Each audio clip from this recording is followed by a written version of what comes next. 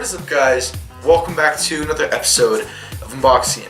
Now today I'm going to be talking about this year's WWDC. So recently a good amount of people have been making their WWDC prediction videos similar to what I did last year with Apple's WWDC.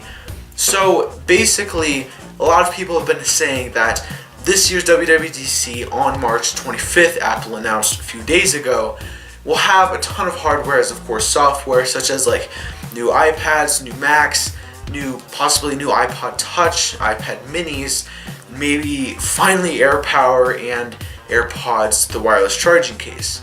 Now, even though I would love to see all of those things be released this year at WWDC, the probability of them releasing more hardware is very slim. And I've mentioned this in previous videos talking about how Apple this year at WWDC will be releasing sort of a Netflix competitor. It'll have like TV shows as well as movies and stuff like that. And something that I thought was pretty interesting is that Apple has spent and invested over $1 billion total in creating their own Netflix-like software platform. So I think that was pretty interesting that yes, they haven't made a ton of references to a Netflix competitor, but they're definitely investing into it because $1 billion is a pretty good amount of money. Now, if Apple were to release any new hardware at all on WWDC, it would most likely be like a website refresh. Now, what I mean by that is,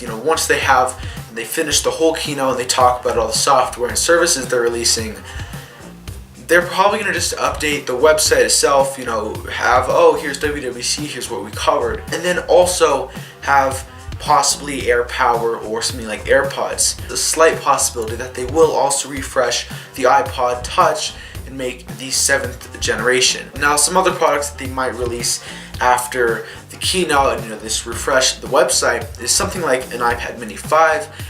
Now, a lot of people have been saying, oh, it's going to have a fully bezel-less display. It's going to look like the new iPad Pro from last year, just not as powerful, not as big. It's more likely they're going to actually have just updated internals and then just a relocated mic on the back. So basically, in summary, Apple is going to be focusing mostly on software, as in probably going to mention iOS 13. That'll be pretty exciting to see some new features they're going to be adding.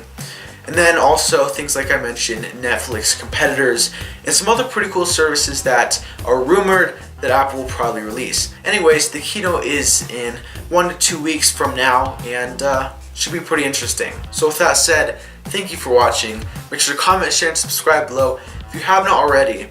And I'll see you in the next one. Peace out.